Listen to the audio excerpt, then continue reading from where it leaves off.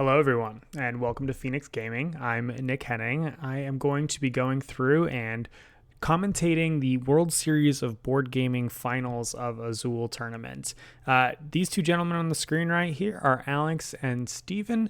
They also commented the game. They commentated it live, so I think that they maybe didn't have quite as much information as I'm going to be able to get sort of going through the game. That being said, I think that both of them probably have a much better sense of Acquire than I do. So I'm going to be using a cheat sheet on the side here, and I'll explain that in a second. These two gentlemen are going to be kind of up in the right-hand corner. So I'm going to, sorry guys, cover you basically once they're past the speaking part of this. But if you can go watch them on their version of the video on YouTube if you like. But let's go ahead and dive in. We're going to get started with this. And in this game, in Acquire, folks are trying to essentially get the most money possible. So I've created this little cheat sheet that we're going to try to update throughout the course of the game. Dan's in the top left corner, Alex in the top right, Chris in the bottom right, and Phil in the bottom left.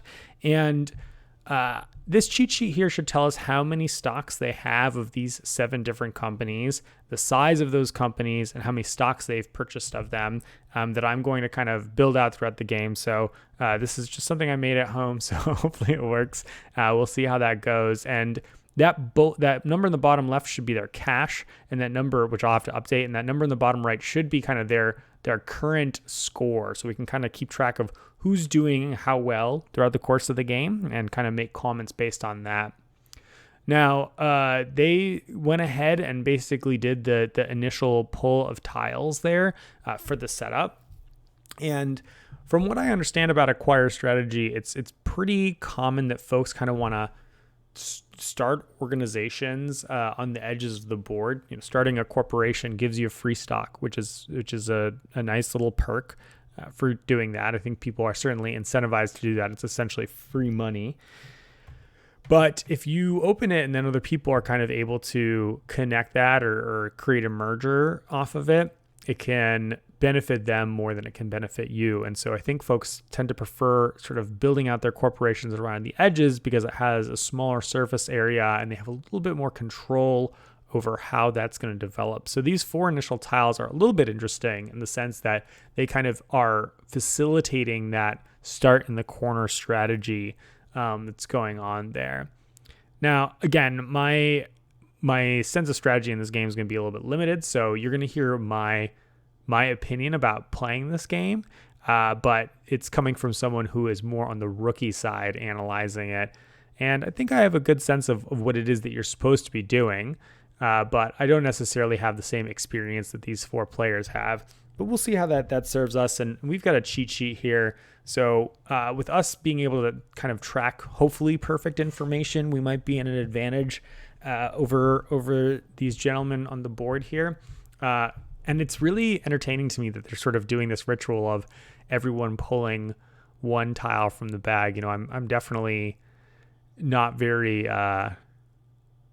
superstitious about my randomness, and I probably would just be pulling 6 at a time. But I guess that maybe in the rules or for entertainment value, they are pulling 1 at a time each and kind of going through that way. And when you're looking at your sort of opening tiles here, starting tiles, and we don't know anybody's tiles, we won't see anyone's tiles throughout the course of the game except for when they're playing them. I think, you know, like I said, what you're really looking for are things that connect, that can make those starting corporations so you can get that freebie essentially. And going off of that, here we go. That's going to give folks some options about what they can do from there. Other tiles that you're looking for are places that end up connecting different corporations or hotels. I'm going to probably switch between calling them all these different names throughout the course of the game, but having ownership over that makes a difference for folks. So here they're going to go ahead and give everyone out there their starting $6,000. And I think they're going to get started in just a moment here.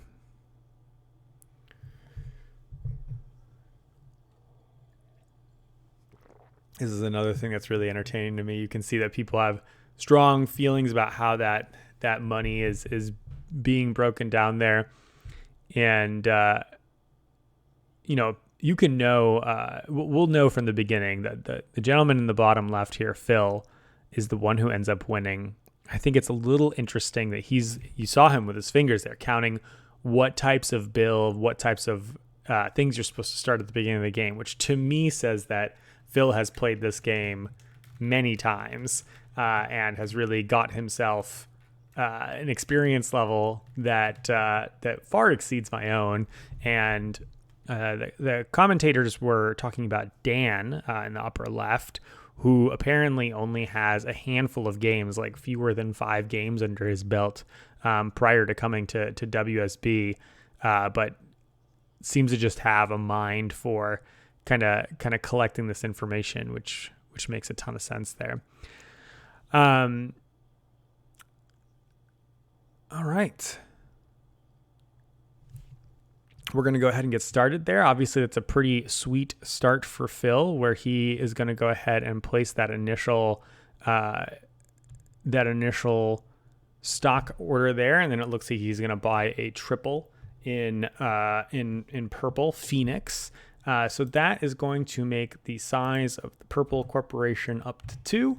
He's going to spend $400 per, so down to 4,800, and that gives him 4 stocks right there. You notice that he has sort of a starting value at 6,400 because he got a free stock valued at 400, thanks to Phoenix there being one of the more premium corporations to start off with, which I'm sure is why he chose it. Now, it puts him a little bit down in terms of his liquidity at the beginning. He's got less cash to spend than other folks, but he just says, I want the maximum value there, which makes a ton of sense to me. That's the purple or the teal one quantum. And I'll probably switch between calling them by their numbers and so on and so forth. And then we have Dan up here basically follows suit. He just kind of plays up to the corner and then says, hey, there we go. I already started off putting the wrong person's thing in the wrong spot. So let's go ahead and fix Dan and Phil. And Dan hasn't, of course, increased his value at all because he's just essentially turned his cash into stocks instead. All right. And so now Alex here also is going to start off with a corporation. Now, his corporation's a lot more interesting because right off the bat, it can connect either to an extra thing to really accelerate its price, its size, by playing in 11. It's really hard to read the board there, but A, B, C, D, E, F, G, 11G, or 12H. Basically looks like the 2 spots that can connect and kind of make this a huge corporation pretty quickly. And he's going to go ahead and pick up 3 stocks of that as well, plus the initial starter of the 4th one. Got a size 2 here. Now Saxon, on the other hand, is one of the cheaper corporations. So he's saying, hey, I want to value sort of that discount purchase. I'll have a little bit more money to keep buying things. I'm not going to get as much bang for my free buck here as Phil is. But one of the hugest things that matters in Acquire is that kind of liquidity issue. And you notice here, I mentioned playing around the side of the board. You see that Dan and Chris, who didn't get to start their little corporations there, they played on the edges of the board because, again, that reduces the points of contact. So there's only 3 points of contact rather than 4 points of contact if you play in the middle of the board, and probably just making it so that their opponents don't have as many opportunities as the rest of them. Chris is going to go ahead and pick up 3 stocks of Phoenix here, just I assume because it's the most valuable.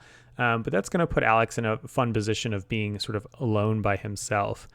That's a really interesting choice. I mean, again, I know Chris has probably a lot more experience in this game than I do, but I would be worried about that, or I would be interested in that red corporation quickly jumping to a 4-size corporation and buying some stocks before it got larger in size. That would be my instinct of what I'd be doing here. Not to mention the fact that you keep some extra cash. But I think that Chris maybe just has a suspicion about what's going to happen around the table here and thinks that maybe that purple corporation is going to see more action than his might. All right, so we've got 3 more purchases for Phil here, who's going to basically just 7-tuple down on Phoenix, which makes a lot of sense. He is the majority shareholder and wants to stay the majority shareholder for as long as possible. I think the thing that can get dangerous in this game, these kind of races, is that he doesn't want to make sure he has all of his value in that stock. He can get into a situation where he just can't make any more plays for the rest of the game. And I'll also comment, he played that 2 A, B, C, D, E, F, G, 8, 2H tile there. And I think the idea behind that is that it has increased the sort of locations that are closer to the Purple Corporation, right? He wants to make it so that there are opportunities for an acquisition there, either because it's value for his Purple Corporation or because it creates a scenario where he can create a merger and then sort of cash in all the value for the stocks that he does have there. Dan says, I don't want to be second fiddle to the Phoenix Corporation anymore. So he's going to go ahead and pick up 3 stocks in Saxon, which I think is probably what I'd do as well. There's no way he's going to sort of win that race there if it comes down to it. And so he'll just sort of accept the fact that he is behind there, pick up those Saxons and move on. I'm relatively suspicious, or not suspicious. I suspect that Alex is going to go ahead and pick up 3 more stocks in Saxon as well, just to kind of keep that majority shareholder situation, much like Phil did, but with a smaller company. And there we see him pulling out the $600 to do exactly that. For those who are maybe a little bit less experienced, when those mergers happen, the majority, meaning the most, and the minority, meaning the second most, shareholders are going to get paid a bonus. And that's kind of the way that you start to break parity in this game, is by getting those bonuses. Because if these mergers happened without these corporations or hotels expanding in size, you aren't really making any profit. So the goal is to buy them before they get any bigger, make them bigger, and then have them merge and maybe be bought out at a certain point in time, is kind of the most default loop of actions that a person can do in this game to get value there. All right, and Chris is going to get on the board with a new corporation here. He has a fair amount he actually bought Phoenix, so he's a little bit lower on cash, but he doesn't care. He wants that high value corporation, so he's going to buy Quantum, which is the other expensive guy out there, and that's going to make Quantum a size 2 hotel chain. And for those 3 stocks, he's going to spend the $400, because it's the daddy warbucks of hotel chains, just like Phoenix there. And that's all the way on the left side of the corner. Now that's a cool hotel, because it sort of is very, very close to that 2H space that Phil placed out earlier. So again, could kind of suck that into his hotel chain, or from there, just sort of hope that someone else opens a corporation down there and then generate another merger situation, which could be pretty cool. These players are quite decisive in their actions, I feel like. I'm just trying to keep up with them, but I guess at this sense it might make a lot of sense. Oh, he only purchased, I need to fix that. He purchased a purple stock and only 2 of the teals there. So I guess he just knows that he's going to be the majority. He's okay with tying with someone, I suppose, if they want to come in and try to compete with him tie-wise. And then I see. He bought that purple one so that he could be second place on the Purple Corporation. So that's the trickiness that he's going to there. And then this is really nice for Phil, having another hotel chain to open there. He's going to grab Zeta, which is the other cheap one. So you notice these players are really kind of focused on those cheap or really expensive hotel chains at the beginning. I didn't quite see what he purchased there. It looks like he got all yellows to me. So we're going to go ahead and put him up to 4 there. They move so quickly. And, right now we see that Phil is winning because he's gotten 2 free stocks and no one else has generated any value in increasing the size of the hotel chains here, which makes sense. I think at the beginning of this game, like the kinds of tiles you get make a really big difference. And Dan's going to get a freebie too. So finally everyone's gotten a freebie, which feels nice. We know he's going to buy one of the middle ones because there's really only those left. He'll take green.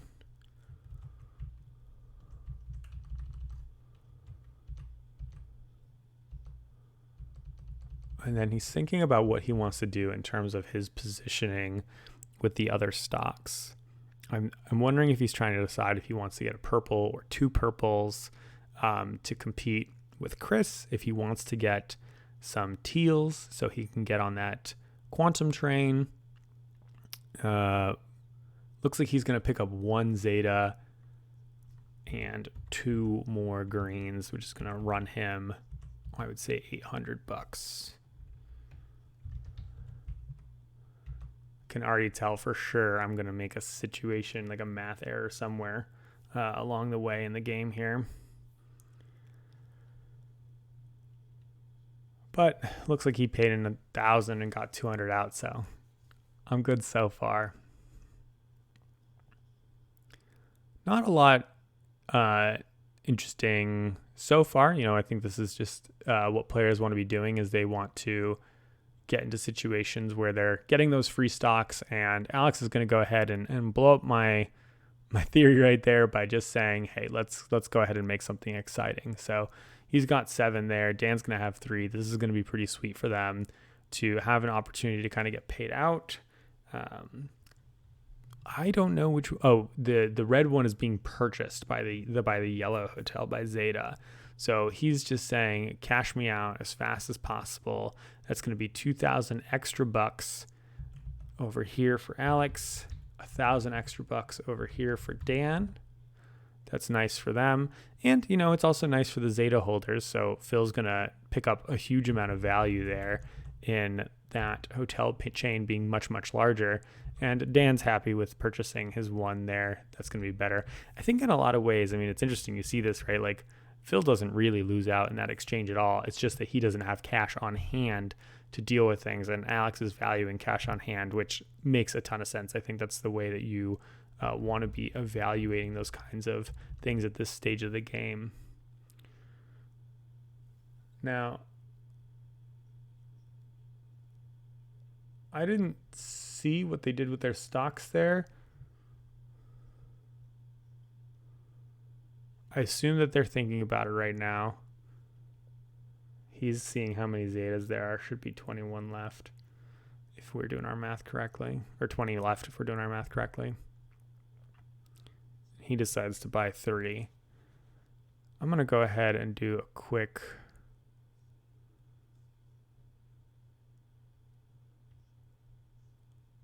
I think probably they actually kept their stocks. Well, you know what? We can't be sure. Let's pause. I'm going to pause and we're going to find out. All right, we just had to be sure there. But yes, indeed, they all kept their red shares, and then Alex went ahead and bought 3 shares of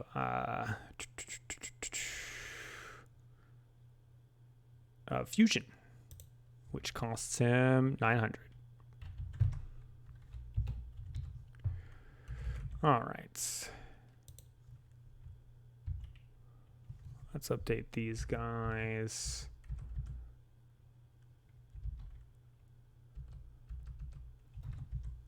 That's what our situation should look like right now.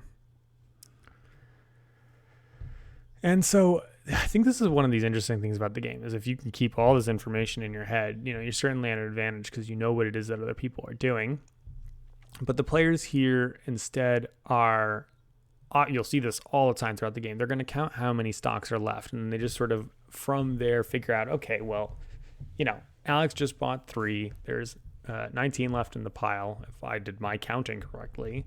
And if that's the case, then I can assume that Dan, who opened it, also has 3. Well, that's interesting because now if I decide I want to buy 3, I'm tied with them. Now, of course, I don't know if Chris wants to get to that kind of scenario, but it's an interesting situation for him because Quantum is connected to Fusion there. That teal one is connected to green, or not quite yet, but they're deeply at threat of merging one with the other. And so he's probably thinking to himself, like, I kind of want to be on the winning end of that situation no matter which way it plays out. If Chris decides that he buys 3 and then those merge, no matter which one is selected as the merging hotel chain, that's going to bet him out. That's going to benefit him immediately with cash in one way or another. And he's been buying, pretty expensive stocks in this game. Phil's the only one with less money than him, and that's because he's in an extra turn of buying stocks compared to Chris, who's just constantly been purchasing all game long. Alex and Dan here, a little bit more flexibility. And Chris does us a solid and shows us what he's got, but he's basically just going to kind of continue to get on the things that he's doing at their discounted prices before they get truly expensive. It's going to make him a little bit poorer, so that's something that he definitely needs to pay attention to. And no one's really going to press him for quantum as it is right now, so that's something that he's going to have a lot of control over. Now, the interesting thing is if you're one of those other players and you merge green with teal there, that greatly increases the value of Chris's stock. But you know that he's probably running a bit low on cash right now for buying things. He's going to need to find a way to liquidate at some point in time. So I'll be curious to see who kind of breaks the bank there, as it were, and what they're going to end up choosing. Man, you can tell that this is an old school copy of the game because they have a Crown Royale bag there. So whoever's the owner of this game here, which I think is probably WSBG, they have some love for this game. Rocking the Crown Royale badge. It's classic. All right, Phil, what do you got for us? I think that if you can, you just keep opening corporations. Again, we can't really see what's in players' hands, so it's a little hard to kind of make evaluations about what they're playing from that. So I can't speak too much to the logic of what Phil is doing there, what his options are. I think if you can open a hotel, you're looking to open a hotel. If you're unable to open a hotel, then from there you're going to sort of ask the question of, am I helping people out too much? And then you also just might not have options. You probably want to keep a couple key tiles that could connect things maybe to his purple hotel there. And then go ahead and keep evaluating essentially what you're doing going forward from there. All right, I accidentally stopped recording, so we're going to just go ahead and pick up from where we're at. Hopefully we're good. And Phil there bought 3 copies of Quantum, which I think makes a ton of sense here, except for the fact that he's getting really low on cash. But Quantum's a pretty sweet hotel chain to own right now, just because it is in threat of merger. He's an easy second minority shareholder there by doing that. And Dan is just going to say, hey, you know what? I don't really care about this merging situation that's going to happen right now. I'm going to go ahead and get my value. I'm going to go ahead and open free stock in one of these other locations. Let's see if he chooses orange or blue. Actually, I guess, here's the interesting thing is that he could open Saxon again, which he's the minority shareholder in. So if he opens that, that's really good for Alex, but also decently good for Dan. So I guess that's what he's thinking about here. That being said, he's going to focus on his own game plan, which I think is the thing that makes the most sense. You're also getting the most value out of this free stock there. So that's something to consider. And then it looks like he's going to go ahead and pick up a green and 2 blues. The green makes him the majority shareholder, and the 2 blues makes him the safe shareholder. On this one, it's going to cost him $900. And that should put him in a good situation there. Yeah, Dan is just kind of spreading across the board saying, no matter what the action is, I want to be involved. The exception here is Quantum, but hey, let's be honest. If Quantum is going to, that's teal. If Quantum's going to interact with green, I'm the majority shareholder. So either I'm bumping up the value of my stocks there, or I'm getting value in that merger, which is a nice situation for him. Now, of course, the thing is, if Alex is holding on to a merger tile right here, he's suddenly not motivated to engage in that merger. Dan might not much care because he doesn't need the cash yet. And instead, Alex, of course, is just going to go ahead and take that freebie. He's going to go ahead and take Saxon and open that back up, which makes a lot of sense. I should have eliminated those guys before, but we'll Put him back to size 2 there, so that makes everyone's life easy. Technically, for a while, Alex and Dan were much, much poorer. And then he's just going to go ahead and go crazy on greens and say, nope, I want to be the majority shareholder. And they're probably going to have this race going on for quite a while, is my suspicion. Now, right now, what we have is Alex and Dan are kind of leading, I think in large part because of the merger that took place there. Phil's not too far behind.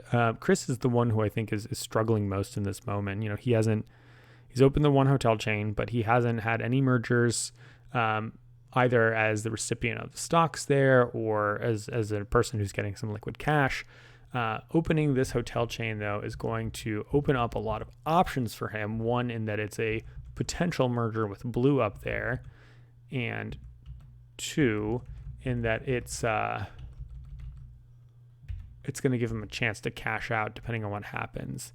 Now, I'm going to guess that he's going to buy some stocks in Blue as well, just to be kind of in on the game as both Blue and Orange. It's kind of an opportunity for him to get there. But he is thinking about it deeply, which I think makes a lot of sense in this moment.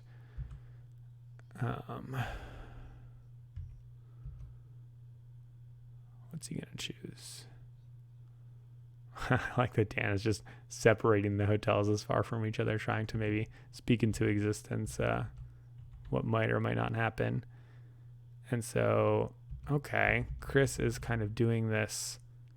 I'm going to get mostly the majority in Orange and an American there. Maybe I'm missing something off the screen. Maybe he did get a third Orange, or he's still thinking about the slot I think about. Yeah, he's still thinking about it. And I think that Dan's the only one with those three, so he's seeing if that makes him the minority. And if you watch this game, you see that Chris is very chatty compared to the other players. Not to say that any of them are totally closed off. It's actually a surprisingly chatty game for the amount of stuff that I think you have to keep in your head. I mean, you see me even struggling right now, just trying to keep up with what's going on at the action. And I think it's really interesting to see how they are sort of engaging with that. We're going to go ahead and buy those second Blue and 2 Oranges, so he's just sort of getting in the game everywhere. Those are going to cost him $900, and that free stock was nice for him.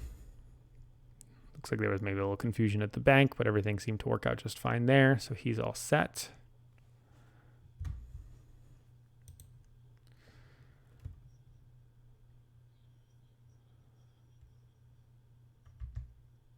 We're going to go ahead and do some quick math right here.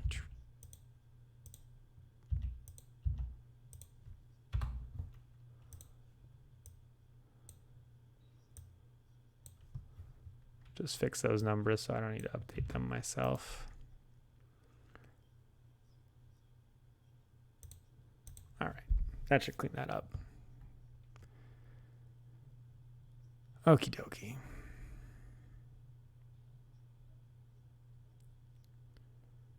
A lot of thinking taking place here. And then it looks like, okay, so Phil is the first one to expand the size of any of the hotels outside of through a merger of this game, which is going to make it so that buying purple is just a much more daunting task compared to doing it earlier. I mean, it's only $100 more, but you know that you're sort of having paid that extra. And also it's going to increase the stock value of that, which increases the value to all players, which puts Phil into first place right now because he has a ton of Phoenix stock on hand. He's pretty low on cash, sitting on $1,800 here. If I'm him, I'm probably thinking about getting in on Orange a little bit because I want to get in on that Orange-Blue game. Maybe he just goes crazy on Blue as well. Here's $1,200, which says maybe he's just going to get on Teal. What did he take?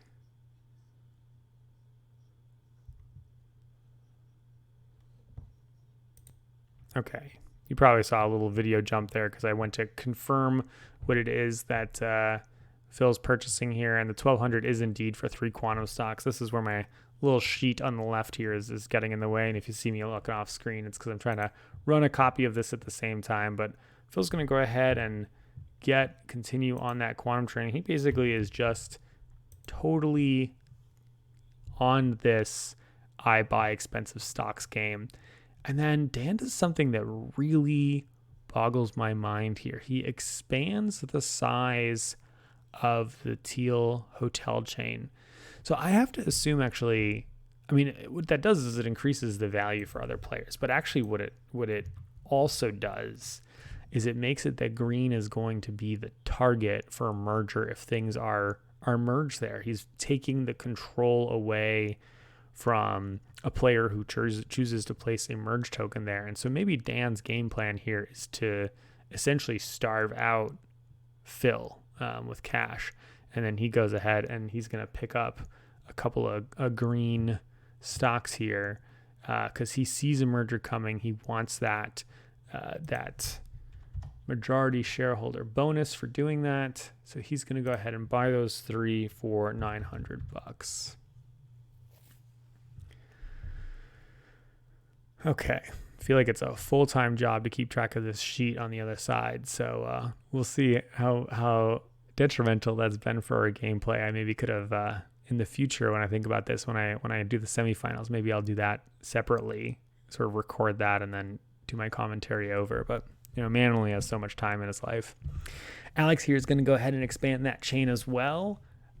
Again, that just seems like he's helping out players that are holding on to that chain to me. I'm sure that he's got some logic there that is beneficial, but that's going to rise Phil's and Chris's stock value. And then, okay, he's going to say, look, I'll only buy one. I just want to tie.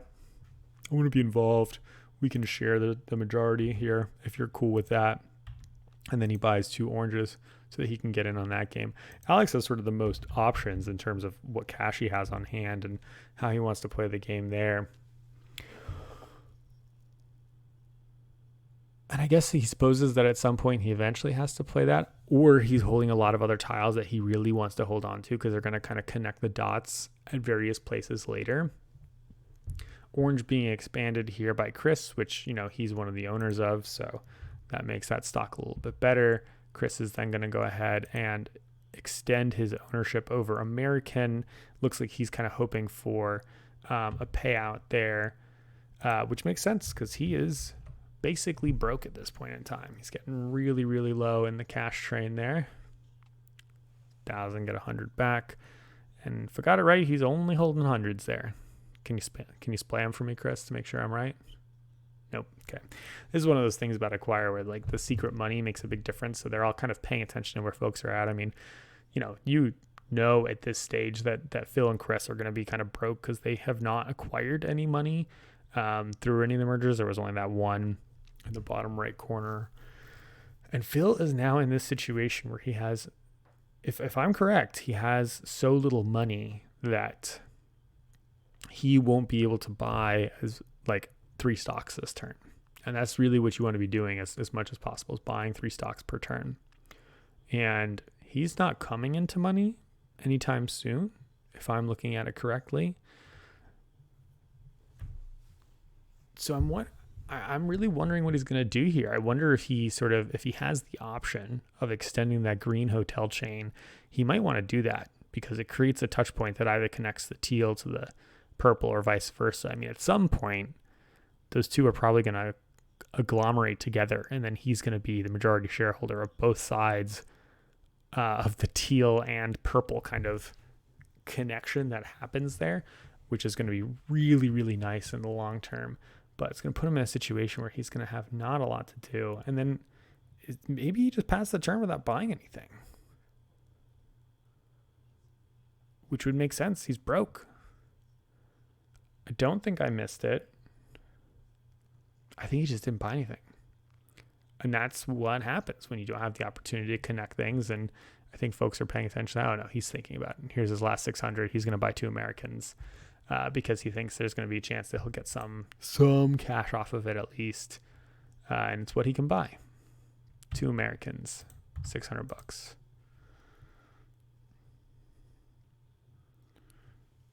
think he's right. I think that Chris is going to merge those on his next turn. That Chris's purchase just signaled to me that something was going to happen with blue and orange over there. But 2 blues is not, I think it's not helpful. I think it doesn't quite do anything for him because he's not second place. If we have Dan's count correct. And yeah, we got to run on the American now. I'm going to assume that's 3 of them, which puts him as the majority shareholder, which Chris hates to see, but Chris might not care anyway. Depending on he owns the tile, you see he's kind of shifting his tiles over there, which makes me wonder if indeed he was planning on merging those and is not feeling so good about it anymore, knowing that he's no longer the majority shareholder. That being said, Chris is never going to overtake majority shareholder. Well, that's not true. He's got 5. He could buy 2 on his turn. We'll see what he does. Yeah, right now, I'm kind of... I have no idea who's winning this game at all. I mean, Phil has the most money, so Phil's winning the game right now. But he is going to be cash strapped for a while. Alex has all the options. So I feel like in a lot of ways, Alex is hoping like nothing will happen. And that's interesting because it creates the opportunity for someone to open kind of a triple chain. That being said, all 3, 4, 5, 6, all 7 hotels are in play right now. So maybe Alex is owning one of those kitty corner spots and he goes ahead and gets in on the American game. Everyone seems to have this kind of like mind read that it's coming out right now. I suppose that Chris maybe telegraphed that with his expansion of orange on the previous turn. That being said, it's interesting, right? Because folks were so worried about that teal-green merger, and then all of a sudden it just kind of like didn't happen. Like maybe no one actually has those tiles. The 1, 2, G, I think they are.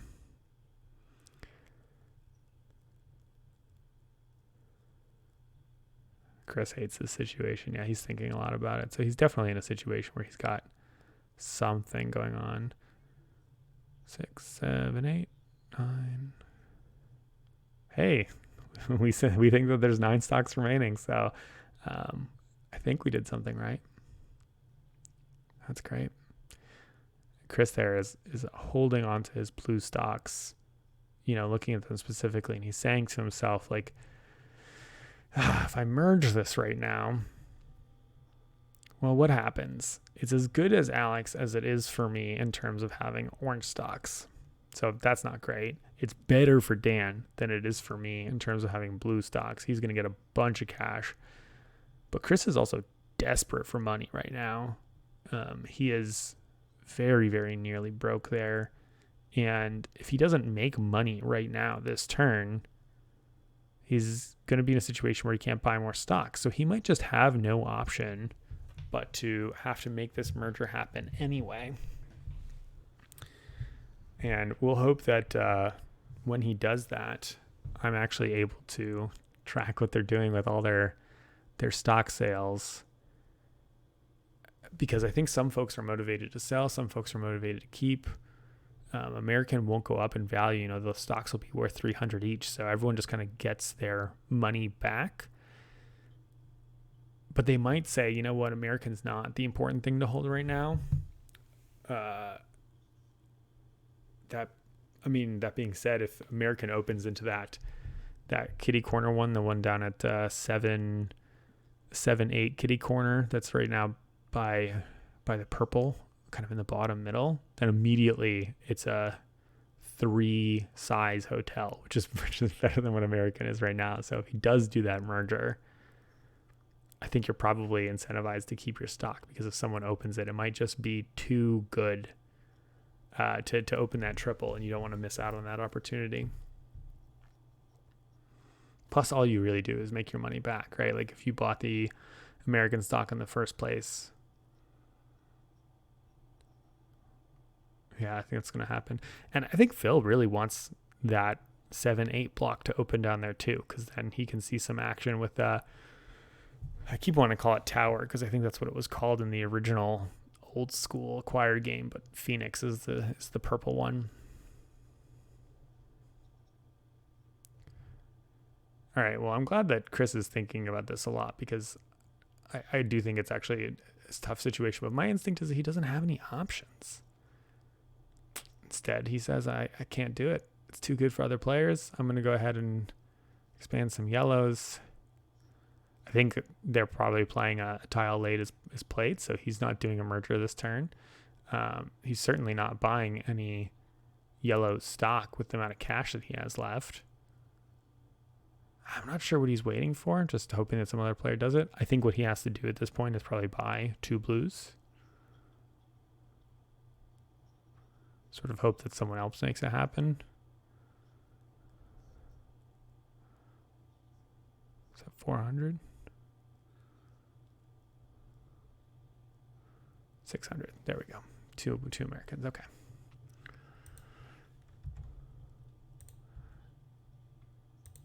It's funny, that situation where you spend down to 0, the whole like keeping your cash secret thing just becomes socially less obvious, or more obvious.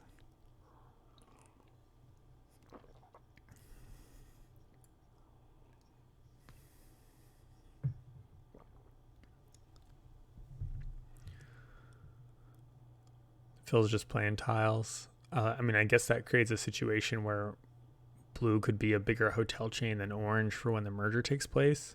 I don't think that's good for Phil, but I think he might just not have a lot of options here. My guess is he's holding just a handful of tiles that are not good for him, or that interact with his teals and purples at the bottom. And now the players are a lot chattier than I think they were earlier in the game. That might be because they all sort of have a better sense of the game state. You know, this sort of like, there's not these like rapid turns where people are buying things anymore. And so that sort of mental pause is giving them the opportunity to kind of chit chat a little bit more with each other on the table. I think Dan looks more like what I would be like at this table, which is just laser focused, because there's no way I could juggle all that in my mind at the same time.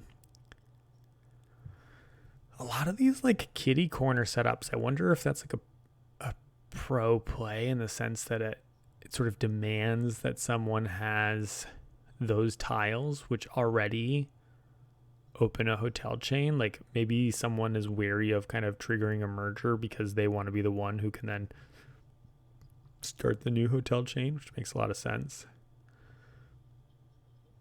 And we're going to go ahead and buy 3 stocks there. Of course, I didn't see what they were, so let me pause really quickly and catch up. All right, he picked up 2 blues and a green, which makes sense. That puts him over the top there. So I'm convinced at this point that that Dan has got a really good count of what's going on, puts him the majority of shareholders of both blue and green. So he's doing a good job of keeping it all in his head. And Alex says, fine, you don't want to share? I will just buy out American. Or not American green, just fusion. I will become the champion of that.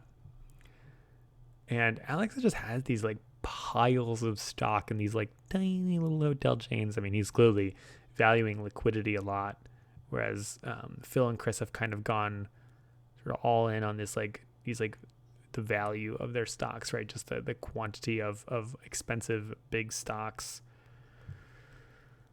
Phil's the majority owner in 3 hotel chains though, and Chris is not the majority holder in any of them, I guess, except for orange. So I'm not loving Chris's position here. Dan has, if I've recorded this correctly, he's got the least money of anybody, because I think he's got his finger in a lot of pies. But because he's got all the fingers in a lot of pies, like there's a lot of good action that could take place here. The video lagging out there is not helpful for me, because I would have loved to see what he's revealing. He's just got his stocks in wiki wacky piles. He's not even organizing them himself. Okay, so we've got an expansion of teal. This seems like a Cold War scenario to me. Maybe the players just don't have the tiles to make happen what they want to make happen, but I think that they are just sort of expanding yellow is nice for Phil, at least, because, you know, he is the yellow shareholder. So that's going to be beneficial for him in the long run. I think the stalemate's really going to benefit Alex here. He's going to be the only one who has cash on hand. Dan says, I'm not going to be stuck in this situation of not having the money. Plus, also, I'm the majority shareholder. Now's the time to do it. So he breaks the bank, which I think if Chris could have those turns ago, I suspect he really should have. This was kind of an inevitable result here. 7, 3, 2, 8. Oh, we did it. We counted it correctly, everyone. Let's go. All right, so that's a $3,000 bonus for Dan. $1,500 bonus for Chris, who desperately needs this cash. And 1,500. Okay, we got that right. And now the interesting decision of what do they do with their stocks?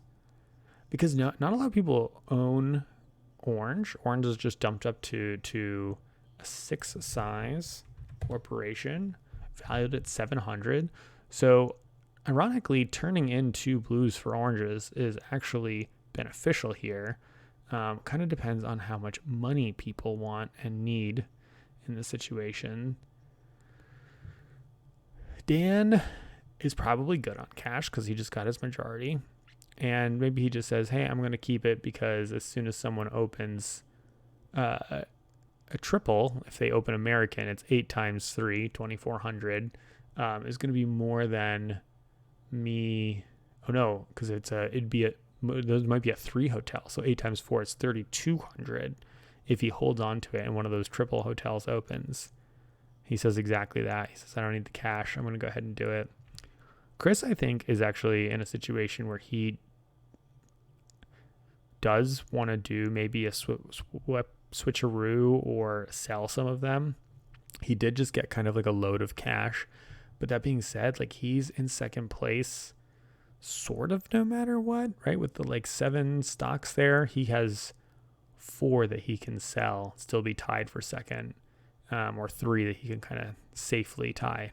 Now he's checking to see like what's going to happen with the orange situation if I get some.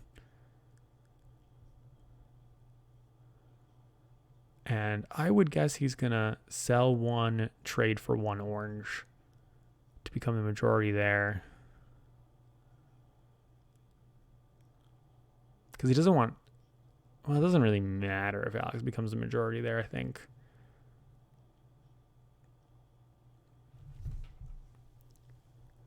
Yep. Turn in 2 for 1, sell 1, keep 4 is my guess. Totally professional, experienced guess is what Chris is going to do. I like that he's double checking how many Americans there are, even though they just saw how many everyone sort of revealed on the table. Oh, but he's also looking at the purples because he wants the cash to overtake Phil, who has nothing. I see. So he is doing one of the turns, and then he just says, I'm not going to sell any. I'll keep all 5. All right. We were mostly correct. We'll take it.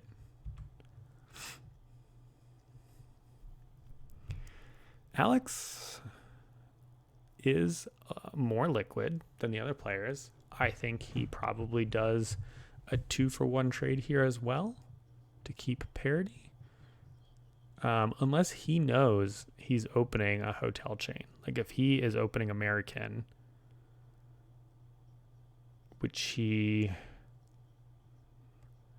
nice for the other players if he opens American, but he also gets a free stock. I feel like actually the tricksy thing to do would be to open American as a 2 chain somewhere up north, rather than one of those 3 or even that 4. I actually didn't notice there was sort of that spot down at 11C where he could open a 4-length hotel right off the bat. That being said, the bigger the hotel, the better that free stock is. So that's nice, but it's nicer for Dan. It's much nicer for Dan, I think. So I think if you keep those 3 stocks, because Alex is next in turn order and he knows that he's opening a hotel, you probably open a 2 hotel chain. It's just too good for the other players. If he sells them right now, Oh, did he keep them? My guess is he kept them. Phil just doesn't know what to do because these are dumb and he's stuck with no money. So he'll take the $600. So at least he has options. It's not like he's getting cash anytime soon. And with that play, Dan surges into the lead. And Alex drops to last place because he hasn't seen action to the same degree. Still so interesting to me that Phil is in the position that he's in. I guess it really comes down to the fact that he's sort of the sole holder of Zeta, which just kind of continues to expand. He's the majority shareholder of Zeta over there. And there we go, opening it to American, which makes me very, very confident in Alex having kept those 3, which is what I thought happened. And he says, I'll buy 3 more to go ahead and be second place, I guess. That doesn't feel the best. But maybe he knows it's getting eaten soon. He can sell them or convert them. Even better. Yeah, it's like right in the middle there. It's right in the middle, so it is going to get consumed. So he's figuring it at least converts into something else. Dan likes to see that, but I think that's a respectable play for Alex too. I feel like Alex is really just hoping to draw to E so he can get his Saxon ticket punched. And I wonder if any of the players that have a bunch of money think about that. I mean, I guess the majorities are too important to compete for, and cash is so low. But buying those Saxons at a pretty steep discount and then converting them at 2-to-1 into quantums when they get eaten, it's going to be nice value. It's going to be a nice profit. Assuming you ever get there. I mean, if you're holding the 2D tile, you don't want Alex to get that. So maybe that's actually really what happens here is you just never connect that hotel. Kind of heartbreaking for him.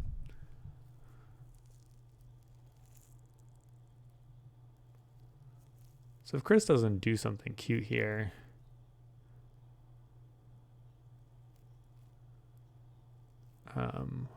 my guess would be that he'd expand the orange hotel because he's the best at it. But it looks like he's thinking about something with purple there because he's messing with the site, or maybe just seeing how big it is, what he can buy. Right now it costs $500 per. So he's kept exactly $1,500. So he can buy 3 of them and overtake Phil. I wonder if that's the conversation he's having. Does it make sense for him to take it? But then Phil could buy another one. They'd be shared. They'd both be shared.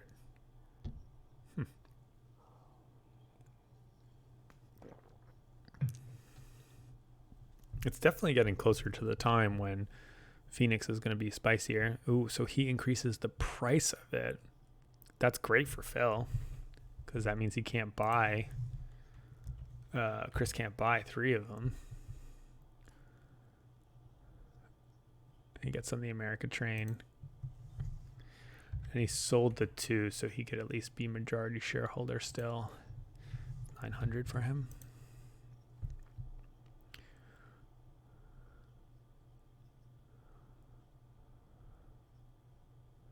Yeah, that makes sense.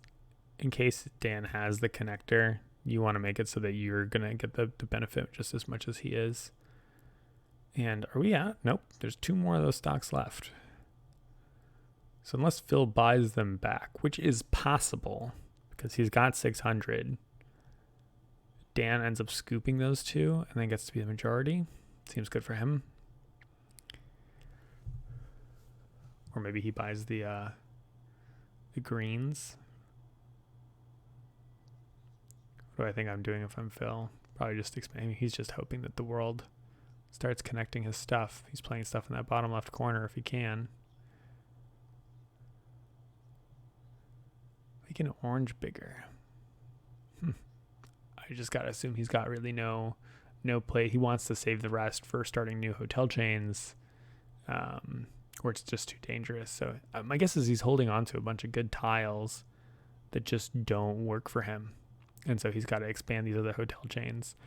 He's got to spend the 600. I think the Americans make sense because when they merge, they're going to be worth a lot more. but I suppose he could just kind of flip into something else. If he's got a merger for Saxon, maybe he buys triple of those, but Dan is always boxing people out, so it's not like you're going to be minority shareholder there or anything. Dan's stack here is so funny. They all have big stacks, though. I think that one of the things that's cool about the stocks in this game is those cards are not all that flimsy. And so, he does exactly what I said with the 3 Saxons. That's so fun.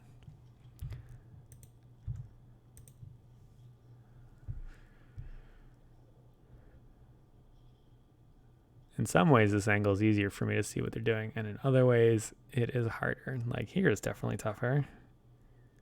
And then, okay, great. So he buys out the Americans and 1 green. That's another 900. He was immediately on that, and he knew exactly what he wanted. He was glad to see that Phil didn't buy those 2 Americans, and I think that's really good for Dan. I feel like Dan is aside from the fact that he's winning, he's in a very, very nice position here. It looks like the tile that he played was the one that almost connects down to Zeta there in the bottom right. That sneaky Zeta, I think, is going to be super valuable for Phil for having done no work. And that's something that's really interesting to think about. Alex made that merger. Obviously, he decided paying himself out is much better, and now he has another chance for a merger.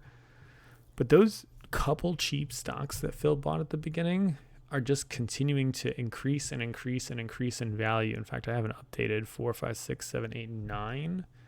So this corporation's up to 600, and he was spending 200 on them at the beginning. Yeah, I mean, he's tripled his value on those. The actual normal expansion of hotels is what's keeping Phil in this game, even though he has no money. I did not see what Alex bought. Looks like we're in for another pause, ladies and gentlemen. Turns out I didn't see what he bought because he hasn't bought it yet. So apologize if we did a little skip in the video there. But Alex is sitting here thinking about what he wants to buy. So we can think about what he wants to buy. Can't buy American. It's kind of just, unfortunately, lowest there. He could consider buying some Hydra to tie for lead there, but it's really quite expensive. In fact, let's up the size of Hydra to 7. Let's make sure all these are correct. 4 here, 5 here. Yeah, everything else is pretty good. So that's expensive. So instead, he actually ends up going ahead and buying 3 Saxons, basically on that conversion plan. These are all going to become stocks in a different company one day. And he is just praying that it connects. I think he's maybe hoping that Phil has the connector. It's interesting to me that Dan didn't end up buying another red last turn. He was really focused on the kind of greens and blues, and Dan just seems like the sort of player who is always trying to box folks out, appropriately so, for those bonuses. So I wonder if he's a little bit bullet focused, or if it just, there's only so many things you can do, right? Like you have limited options there. Oops. Looks like I...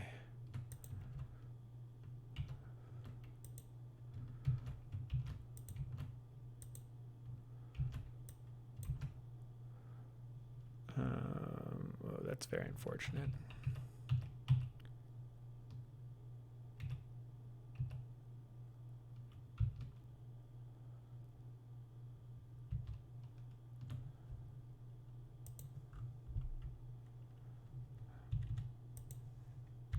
All right, we're fixed. All right, Chris is again sort of stuck. He builds a nothing hotel. Wow, so that's actually a pretty nice tile to have. Do they take backsies? I guess they do allow that. Interesting. I would have assumed that, I didn't read the rules, the etiquette rules for this tournament, but I would have assumed a tile late is played. Yeah, Chris is just kind of broken. I think doesn't want to sort of extend things for folks. Oh, it's not a legal tile. Oh, he's going to discard tiles that are not legal to play. So he's extending Saxon. Wow, that is his tiles must be horrible for him because that is just very good for all the other players. And then he's gonna spend some money to buy orange. Doesn't seem to me like he could afford it, but I probably just missed $1 somewhere. All right, up to 8 size. 4, 5, 6, 7, 8.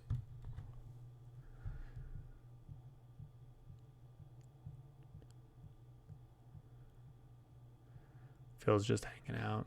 Yeah, this is bad for Phil.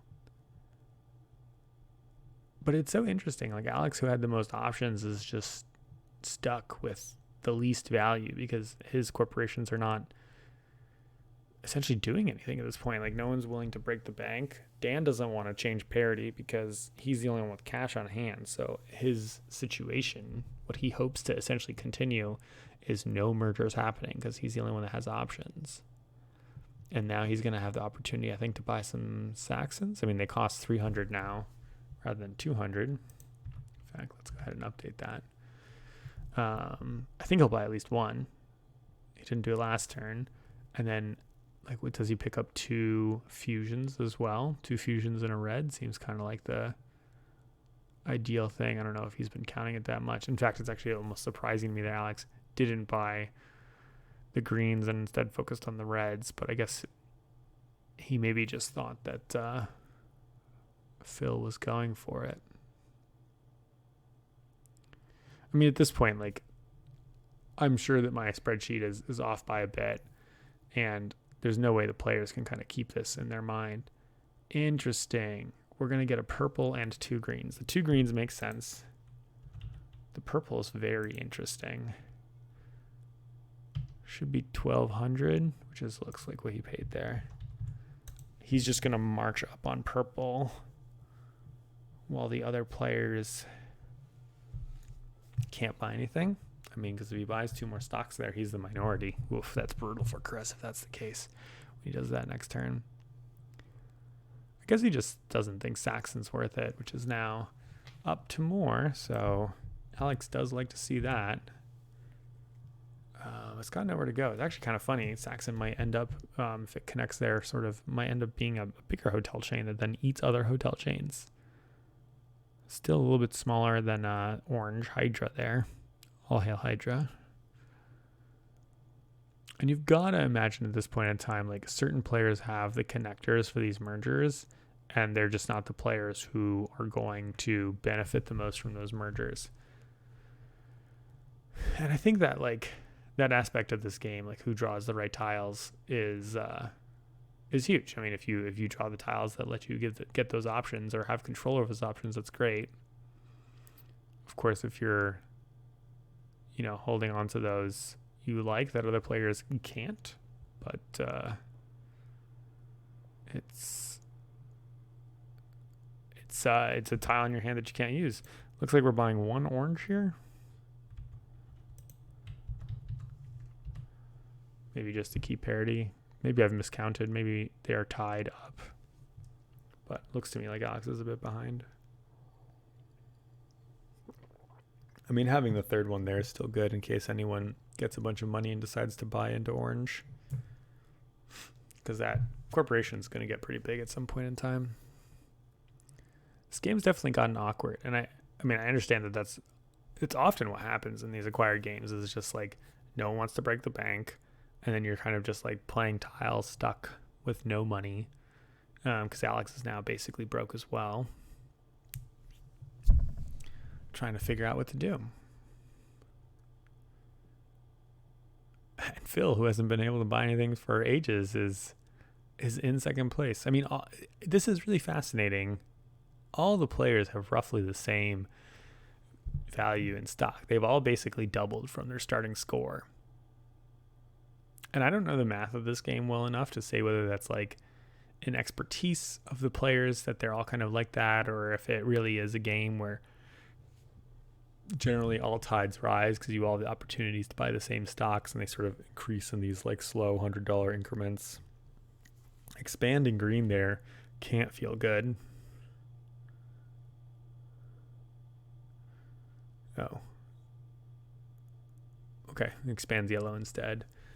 We are up to 5, 9, 11 for yellow. It's that I think changes its not one. Changes its price a little bit higher. Zeta there in that bottom corner. It's a dark horse. It's really a lot of points for I don't have calculated, by the way, into these scores bonuses. And so the fact that Phil is the 1, 2, 3 3 corporation majority holder actually puts him further into the lead. So he's definitely ahead right now, which is so fascinating, being that he's out of money and just has been sitting around for turns.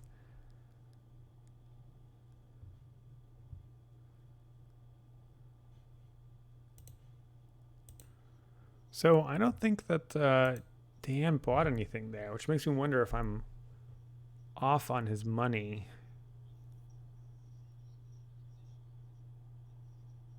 Wow. And then the green merger takes place. Chris is very unhappy about that. Alex makes it happen because he's out of cash and needs to make it happen, but he's going to be really sad when his 10 gets beaten out by 11. Okay, 2, 3, 4, 5, 6, 7, 8. So this goes up to size 8. It's going to be a $4,000 bonus for Dan and a $2,000 bonus for Alex. I think this puts Dan squarely in the lead, but I am worried now that I maybe forgot to take down his cash, given that he didn't buy something last round. I'm pretty sure he would have bought stocks if he had cash, so I might be off by something like $1,500 for him.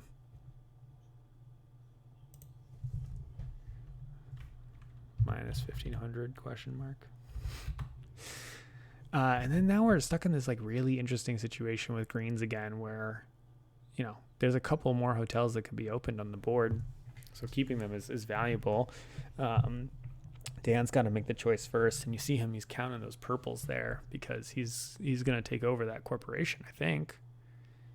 Like, you could convert 11 of them, take over Phoenix. That seems very powerful. I've got to imagine that makes sense. It's certainly worth the stocks. And that green is worth double, actually. So they're at 400 a piece. We're going to go down to 0 here. Well,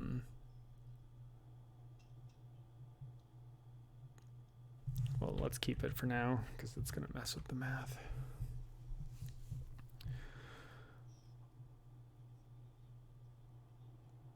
And he can count the purples that are left over. So he sees there are 9, maybe there's even fewer than 9. Or if I missed more, looks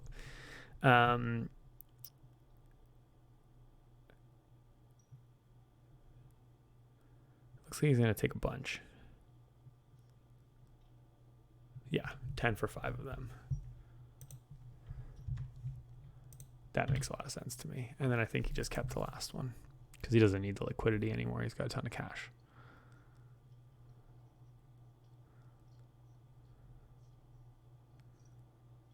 Now, Alex is kind of in a weirder situation because, you know, converting for him, it's just sort of changing into this other cash, but having all these greens on hand is not especially helpful. So he'll probably keep like 4 of them. Kind of depends on where other folks open. Maybe 6 of them.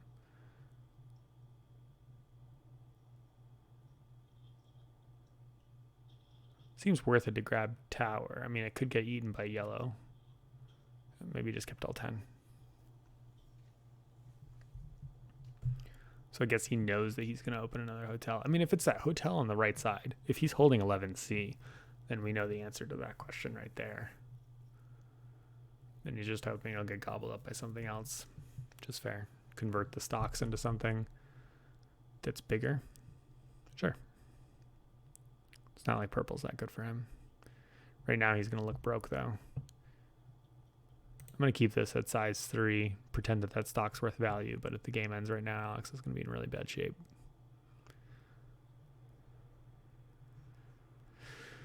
So Dan's far in the lead, even if I'm off by like 1,500 or 1,700 or something like that.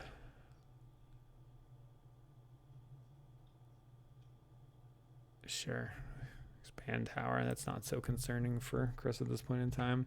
Chris hated seeing that exchange. I think it was better for everyone than him. And sure enough, it shows he's in last year right now. I like that Phil's counting these. He must know nothing's changed, right? He said 14, so he knows. So he's going to expand it or merge it right now. Merge it into purple. That makes a lot of sense. And is great for Chris, who needs cash, but is kind of last on the board here. So we're going to get $7,000 bonus and a $3,500 bonus. And just like that, we're going to see him shoot into the lead. And he's going to be first to change his teal stocks into purple stocks. So, I mean, the slam dunk play here is to, I think, well, you could just buy them. I don't think he keeps them. They're going to cash out their stocks. It's just a question of whether you turn them into purples or cash out. I think what he does is he counts the purples, buys the rest of the purples out because he wants to be a majority shareholder on that. Purple just increased by another 6, so we're looking at 15. $900 stock. Yeah, I mean, it's probably best to just sell everything. Oh, I missed the purple. Should have counted while I was flipping. I think 7's right, though. I think I had that amount right. It's just a question of whether someone else had bought some or maybe I miscounted Chris's. My guess is he just cashes these all in for 4,200. Or maybe he keeps like 2. That's a bad position to be in, though, because Chris decides after you. Of course, if he's holding the 11C, he knows it's going to become a bigger hotel. But yeah, I mean, really, I guess you are going to get the majority bonus, and that's what he's looking at. So I guess he's going to keep 4 in case someone opens it and buys 3. Then you're still majority or minority in the situation. He's got tons of cash on hand. Just a question of whether it ever becomes less. I mean, if the hotel never opens again from this point to the end, he's in trouble. So if he can't do that, then he's hoping that someone else is going to open it, which if I was in his position, I wouldn't feel very comfortable about.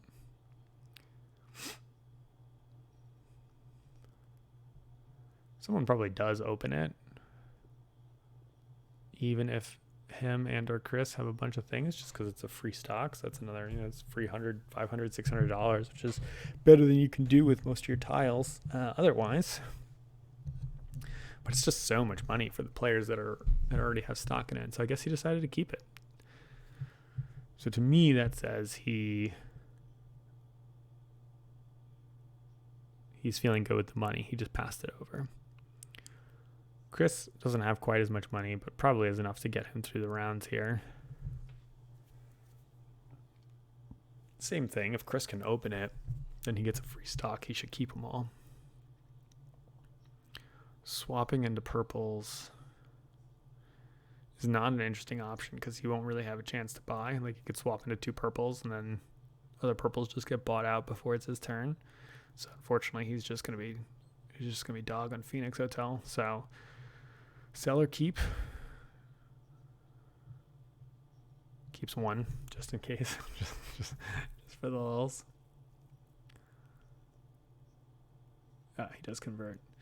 Okay, so I've missed something somewhere because that's 1 stock here. So there's 3 unaccounted for. I wonder actually if Dan has those 3 stocks and I missed the purchase of it, and that's the difference in the money. That would make sense.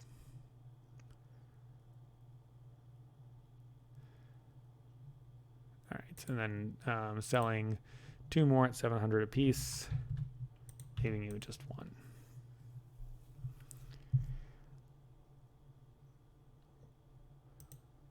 We're going to go ahead and guess that Dan's got 12 of these, and we'll say he paid 1,800 for it, just cause. We'll see.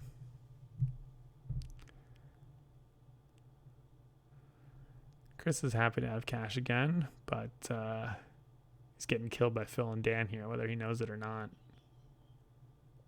Orange is his saving grace, but yeah, it's not looking great over there.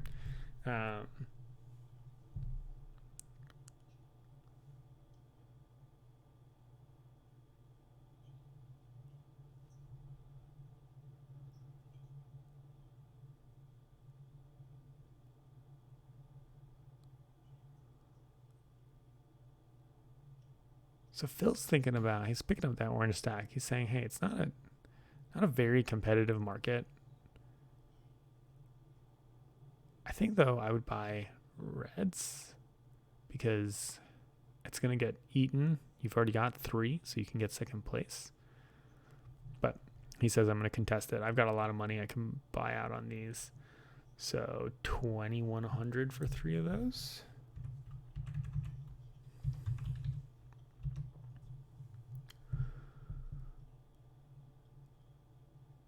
And then at some point, maybe yellow eats it, becomes gigantic, and he wants to be able to keep the money so that he can convert the oranges into yellows and make sure that he kind of maintains dominance over that hotel chain. I can see that. That does make it so that it's a little bit better to buy oranges than anything else. Okay, I see it, Phil. I get it. Okay, that was a lot going on there. I am still just sort of amazed at how Phil has just kind of managed to continue to stay in the lead despite just having tons of turns where he couldn't do anything. And I guess having a couple free stocks really helps, particularly free stocks of the really expensive guys. And, every time they get bigger, every time any of them gets bigger, and it does also really come down to that yellow hotel chain, which just really is so big.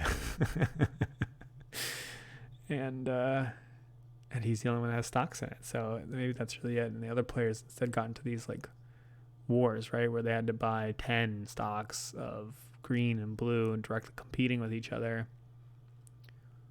And it's not worked out nicely for Alex. We'll see what happens with those Saxon stocks, but they're not going to get converted into Phoenix stocks. There aren't any left right now. So I think Alex is in big trouble here. He really needs to kind of just march across the top there at 5B, 6B, and hope to get some action between red and orange.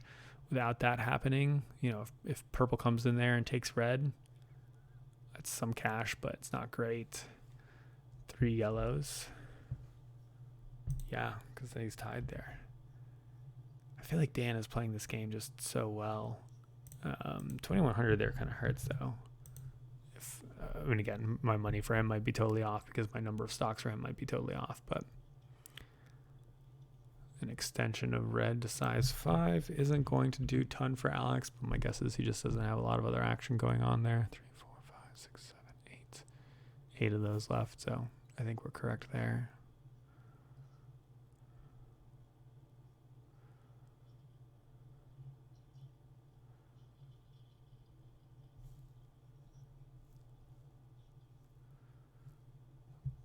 Oh, I missed if Alex bought anything. Hold on.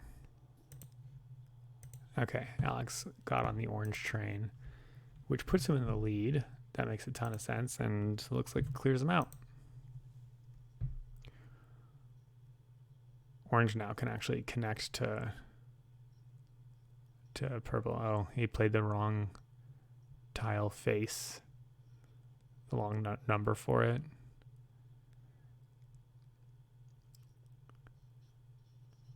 Yeah, all these are just gray tiles with numbers and letters on them. It's not very easy to tell what's going to happen.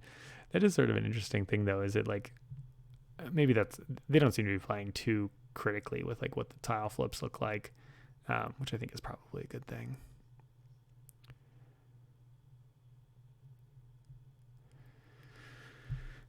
Chris definitely takes the most time thinking about what he's placing on his turns. I think it's because he keeps getting these tiles that are helping other people and not himself. Like, it looks like he has a hand of like 4 or 5 tiles that are just good for other people, because he's always doing something that helps someone else after thinking about it for a while. So he's kind of choosing between a number of bad options, I think, in a lot of those instances. And he was just counting red, so my guess is maybe he was looking at how many of those red stocks were left.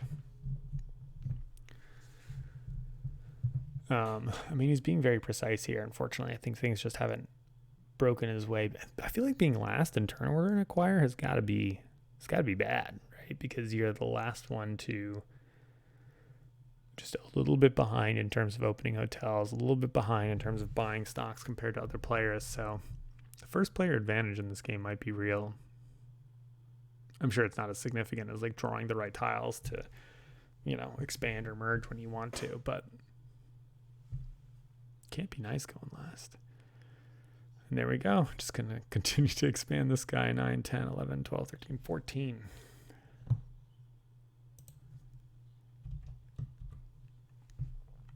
Three oranges.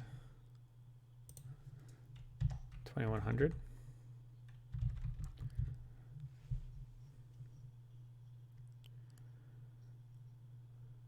Definitely need like an intern who can help me post these on the side here. Run the Excel sheet while I'm doing this.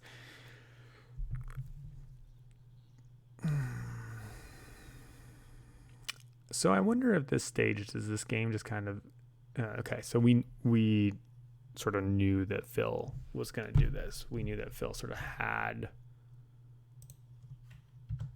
a way to open a stock because of the fact that he kept all of his stocks last time. So that's good for him, and it puts him right there on that like big connector area, the upside down cross, Phil's Satanic Hotel. And right now, like really, it's neck and neck between Dan and Phil. But again, Phil is no longer.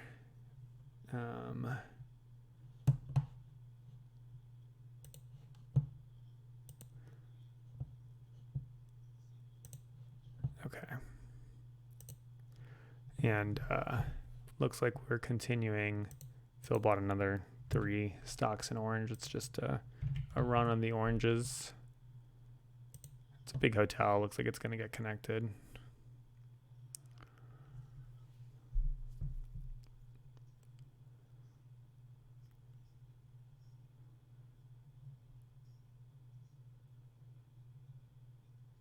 Dan must have gotten rid of some illegal tiles. And then I don't think he bought anything.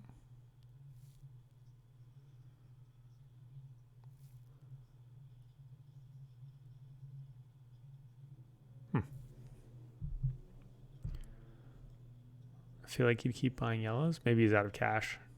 Maybe again I've messed up his money. Now I feel like we just can't trust any of my tracking at this point. This has been a fun experiment. If you're still with me at this stage, like, you're being really brave, because I'm just trying to parse too much information at once. And this spreadsheet thing, I think, is actually helping get a sense of where folks are at in a way that I would not have otherwise.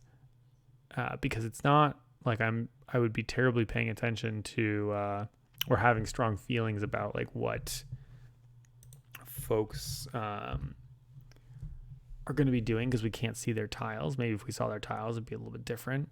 But that's ultimately the gameplay here, right? Is like you have the tiles, which give you the options on your turn of like, how are you expanding or how are you merging? And then how are you using your cash to buy things? We don't have information about the tiles, so we can control a little bit more of the attention about what the stock situation is.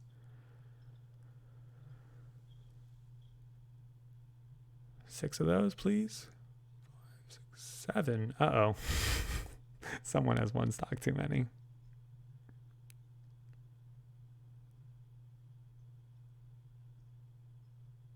Could be that Chris has 6. Because I remember saying earlier there's a chance that Alex and him were tied and he had one extra.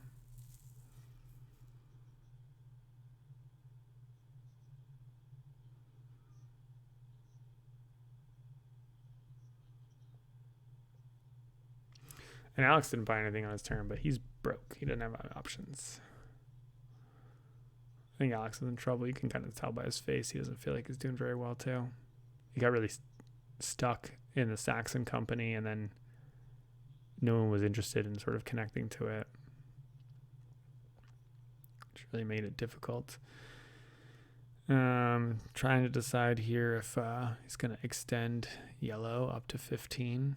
I mean, Chris just continues to expand these hotels that he's not a part of. I feel like that's just a horrible position to be in. What else would he want to be doing? I guess he'd want to connect blue to orange. Maybe just want to connect blue to anything. Just get some money. Because it's not going to get much bigger. He would expand blue if he had the option. That would be fine for him.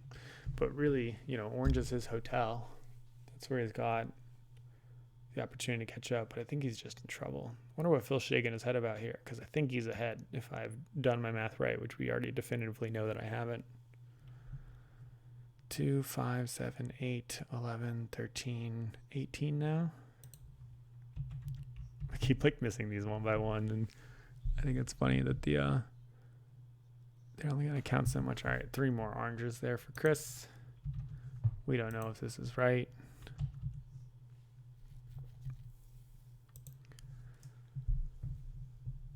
There is a run on that market. I guess the idea here, right, is that why isn't this happening for yellow?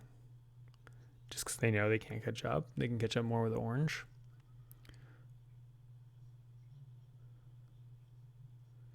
Huge. Holy cow, that's huge. All right, now we get to see 2, 4, 6, 7. 3, 4, 5, 6. 3, 6, 9.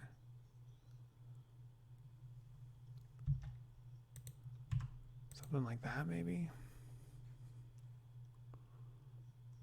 No, that's still 6. I think I just had Chris as having one too many. Chris loves to see that. So we're looking at a $7,000 bonus. And then 3,500. Oh, which they've split. Right. So 7,000 for Chris. And then I think it was 1,800 for each of them. I'm not familiar enough with the rules to see if it was round up or round down. I didn't quite catch the cash there. Looks like 1,800. Okay, and then what are we doing? I think you turn them into yellows. Or no, you sell them, right? 4, 5, 6, 7. He's going to turn them into yellows, 4 yellows. Oh, right, because there's tons and tons of yellows. And you actually can compete now for this. And I think he said keep 1, just in case. Speculating.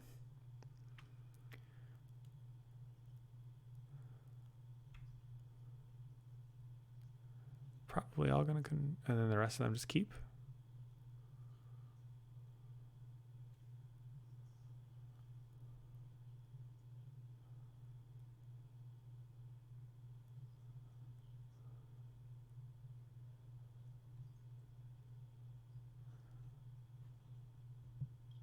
All right, so Phil's going to buy 3 yellows here, which is huge for him. 3 yellows. It's going to cost him 2,100. And I do not know what the rest of them do with these oranges. I feel like they maybe sold them out. Maybe they just converted them into yellows. We're going to assume that they all converted, because otherwise I don't understand how we ran out of yellows. And it looks like that entire yellow stack is gone.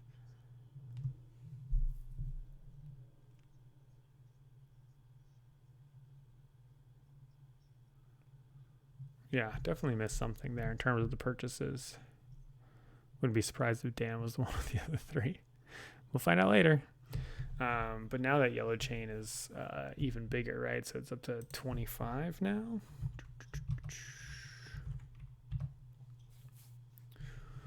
And there are not a lot of hotels that can be open. They can be in the top right corner. And Chris might be the one holding those tiles just because he hasn't had options for things to play.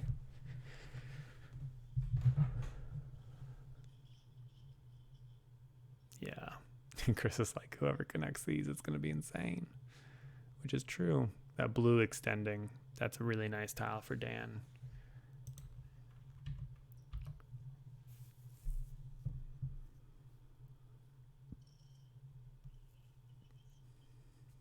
Maybe Dan has the 3 extra yellows because he stopped buying them and he's out of cash. At least seems to be, because I don't see him buying anything.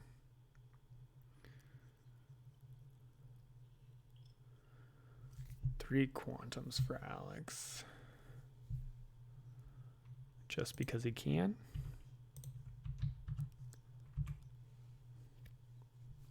Maybe he's got the cross connector, just sees that it's going to go up in value. Or it's an easy pickup for a merger there. I like it.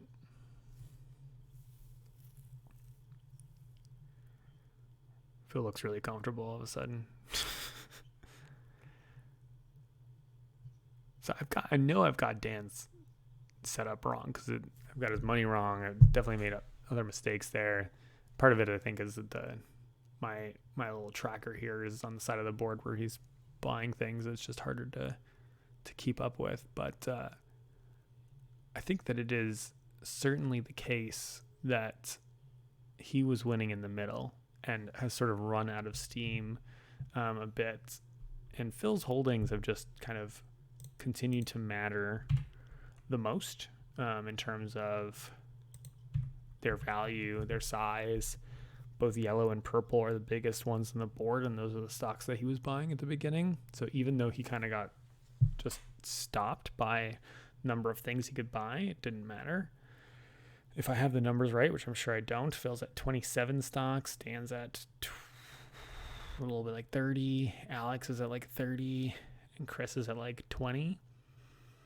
And Alex's stocks are just worth nothing, though. Oh, man, and maybe green isn't even going to open. And he kept all those stocks. I don't know if he kept them or sold them. Getting on the quantum train for the same reason that Alex did. That's another 1,200 off.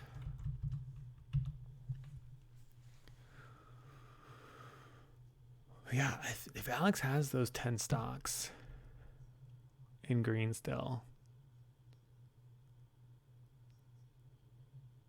can't quite tell from that stack if he didn't sell them. Be 4,000 if he sold them, but I mean he's even farther behind if that's the case.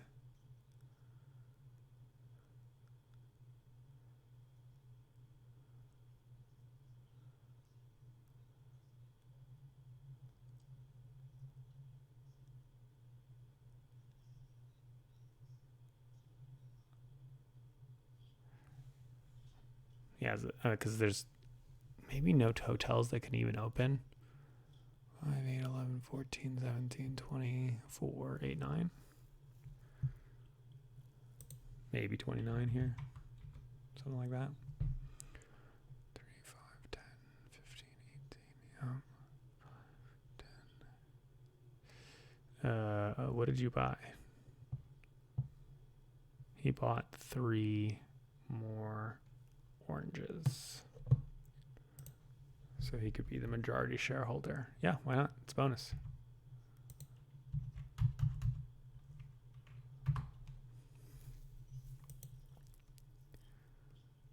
Phil's looking pretty good here. I mean, the majority owner in that giant stock. Why is Dan doing that?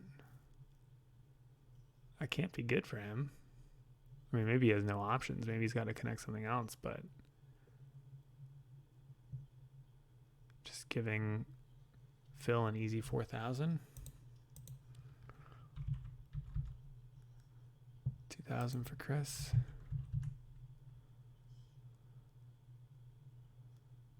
Then you probably sell those stocks. I mean, you're not opening it again, right?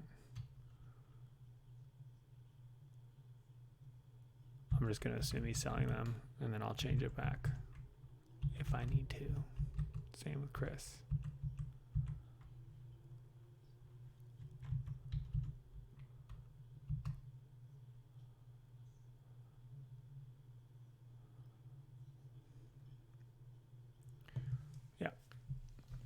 Yeah, I don't think, I mean, there's like not really, I think there's actually no space to start a new hotel on this board. Yeah, they're just not starting. Yeah, so they've got to go. Oh man, I really hope Alex doesn't have those greens. That's going to be, if he does still, he's just dead. Yeah, it just seemed like he kind of got pushed into a corner here. Phil's just killing him. I really don't understand that play by Dan. I mean, again, maybe he had no options, but is he trying to end the game? Does he think he's in the lead? Because that would be another 4 there. Just sort of like accelerating. Thinks it's going to be better. And Dan clearly doesn't have any money, and I've got something wrong there.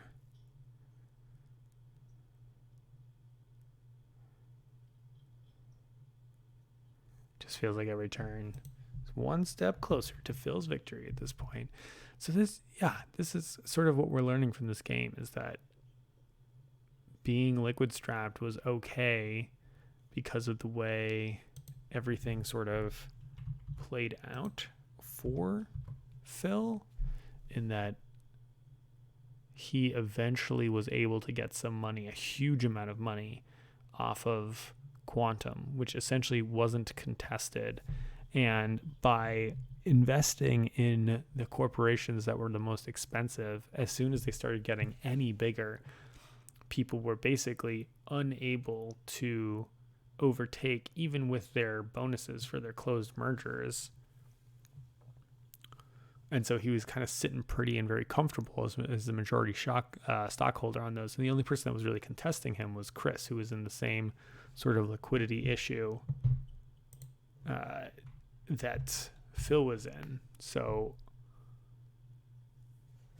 if you're planning on overtaking somebody, you need to be in a market where you're going to get enough cash that you can be close enough, right? And Chris was close on Quantum and Phoenix for a while and just never happened. I think Dan did manage to take away Phoenix, which is big game. But then it just sort of stalled out, never ended up eating the blue, never ended up eating the red. Could have been the one that connected to the orange. Maybe if purple connects to the orange, then Dan wins this game instead.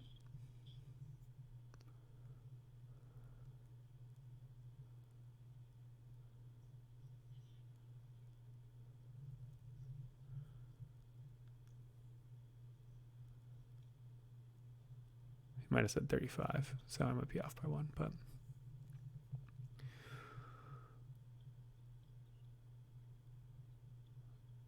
It's Phil's turn. It must be. He's counting to see if the game is ending. Not sure much what he could be thinking about. I mean, I assume he's just continuing to expand yellow. Seems like the right call always. If he can merge yellow and teal, he might as well. If he can make teal bigger, he might as well.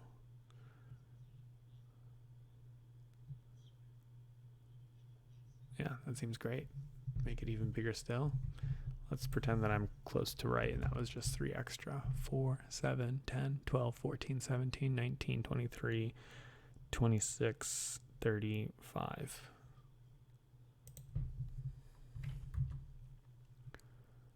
Three more quantums.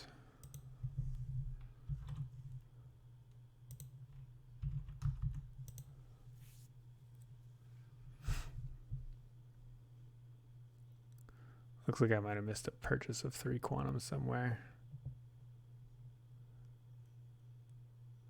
Probably Chris.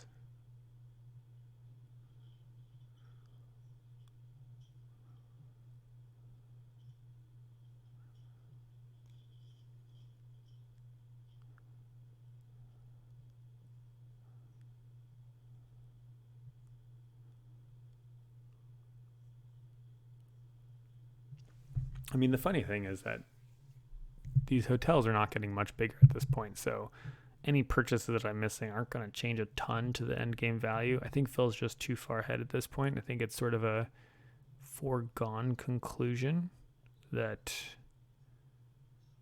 he's going to be the winner here. And I mean, we do know that Phil ends up winning this game. I'm really not sure what other players can do. I think they're just kind of crunching whether it makes sense to, play this or that here. Go ahead and make that merger for red. Sure. I mean, what's interesting is if the game ends, Dan doesn't like to see that because that might end the game right there. Yeah, 6 more puts us at 41, so that's going to end the game. That's really bad for Dan. Yeah, he knows it too. All right, and then we're going to pay out.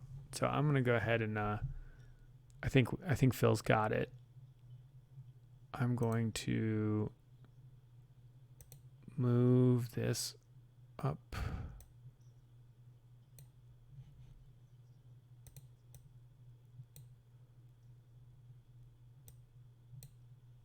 No. Here we go. All right. So we'll finish out here without my little chart. I'll let you know as we go along how accurate it was. Looks like we were accurate on Saxons. I was definitely surprised to see no one pick up the 4th Saxon. There's something that I'm missing there, but maybe there was just always something more valuable to do. But Alex having the huge majority there, and then those two splitting the $1,000 bonus there, or no, it's more than that. 2,500, so 1,200, 1,300 each maybe. Great, so that's Saxon, that's for that merger. And then they're going to do the end game payouts. So while they're kind of counting this, a couple lessons that we take away from watching this game. First of all, rough for Dan that Central American never managed to connect to anything. He definitely needed to see that happen. I'm sure folks are holding the tiles that can let those things happen. Those big chains getting bought out completely, right? Purple and yellow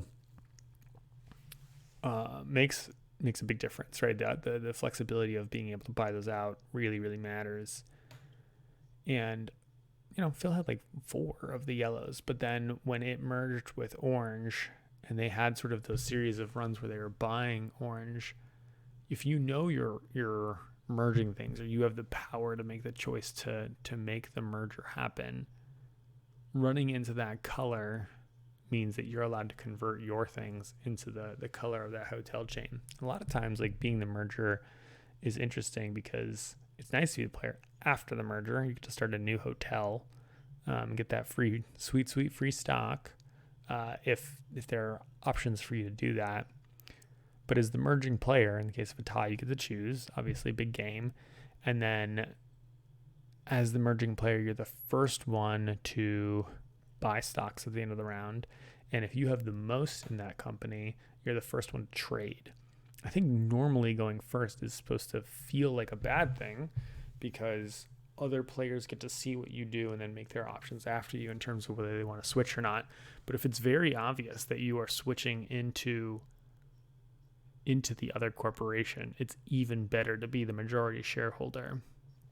So the key component of this game was those mid-game merges, because I assumed it was the early game merges. Alex at the beginning had like the first kind of main merger there, and so did Dan, and they were doing much better with cash than Chris or Phil were. And it just didn't make the difference here. All right, let's go through these. So we're doing quantum here.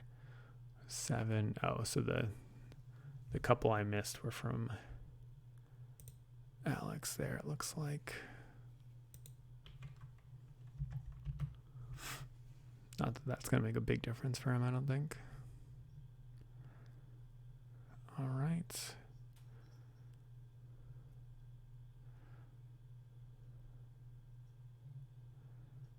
Alex has some Americans too, right? He's not reaching into his deck for them. But that's going to be mostly money to Dan for that tiny little hotel chain. I bet at this point Phil knows. Yeah, they're just going to play it out. They're going to count it out. I would like to see if we can see kind of what their final cash is. I'm actually going to go ahead and pop in the video on the other side so I can tell you if they actually say the amount. It's 1, 2, 3, 4, 5, 15. 1,500 for Phil so far. And he's holding those yellows and purples. Seems like a lot.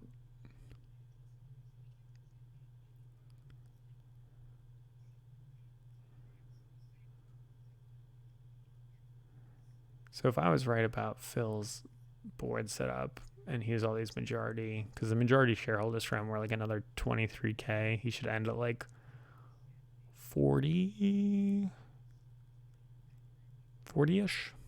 40-ish should be what he ends at if I counted it correctly, which we all know I didn't.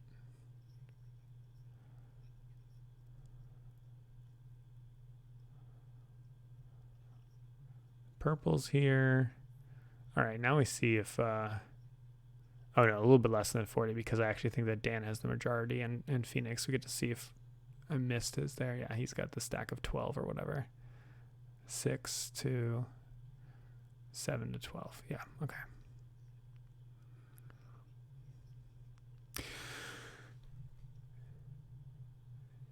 Yeah, so as I was saying, those kind of mid-game mergers, the ones that essentially moved almost like Power Grid, right? They like moved from the stage of the game where it said, hey, it's not about buying stocks. I'm not about jockeying for position. I am looking to essentially collect the most in the end game points. That point where I've collected enough of a cash bonus from being a majority or minority stakeholder here that I'm going to be able to buy stocks, essentially riding out the rest of the game, the ones that matter. And still, you notice that people are mostly buying cheap or medium cheap ones rather than the really expensive ones, because I guess there weren't any left. And then swapping your stocks into those majority stocks. You saw most of the time people did a 2-for-1 trade. They almost never sold for cash unless it was just very obvious it would never come back again.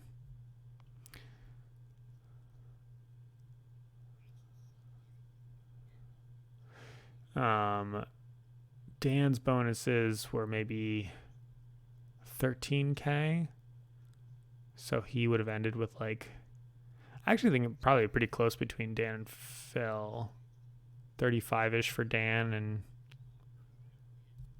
37-ish for Phil. It's actually probably closer than I thought it was. He didn't like just straight up run away with it because the bonuses make a big difference there.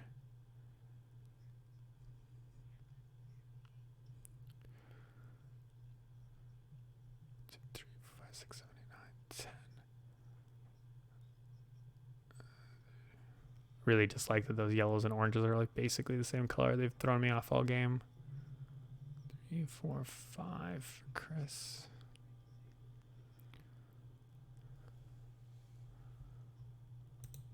I kind of was trying to see who was second place there, because I definitely missed that one. I'm going to assume that it was Dan. I was so unhappy with what happened. I don't know that if America merges, I don't think it really matters. At this stage of the game, it's just too late. 10, 20, 30, 40. I undercounted them. Like 45 there. What did I miss for you, Phil? 10, 45. Oh, I missed the 4,000 for the quantum. Yeah. Okay. Well, 46, it looks like, for Phil. Chris is at like 25 5. Yeah, because he wasn't a majority really in anything. He really just got boxed out of everything. Can't quite tell what Alex's is because my face is in the way, but 15, 16, 17, 18, 19. He looks like he's at 19. And I missed what Dan's was, but clearly not 46. I think is in the late 30s. Yeah, well, this was obviously an experiment, a little bit different style of playthrough. I think probably not as impactful or insightful as the other ones, but I learned a lot from it, so I'm glad that I did it, and hopefully you following along learned a little bit as well. And we're going to try this exact game again because Acquire ended up being one of the semifinal games.